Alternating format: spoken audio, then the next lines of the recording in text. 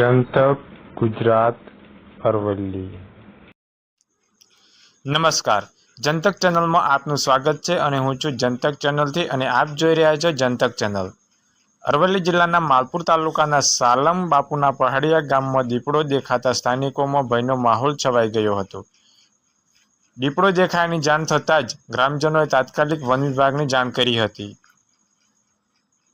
One વિભાગની ટીમે તાત્કાલિક ઘટના સ્થળે પહોંચી સઘન રેસ્ક્યુ કામગીરી હાથ ધરી। આખરે સખત મહેનત બાદ ટીમને દીપડાને પાંજરે પૂરવામાં સફળતા મળી હતી। દીપડો સુરક્ષિત રીતે પકડી પાડવામાં આવતા ગામમાં સર્જાયેલા ભયનો માહોલ પણ શાંત થયો હતો અને ગ્રામજનોએ રાહતનો શ્વાસ લીધો હતો। વન વિભાગ દ્વારા આગળની કાર્યવાહી હાથ ધરવામાં આવી છે। આવા વધુ અપડેટ માટે જોતા રહો જનતક ચેનલ અને સબસ્ક્રાઇબ કરવાનું ભૂલશો નહીં। આભાર।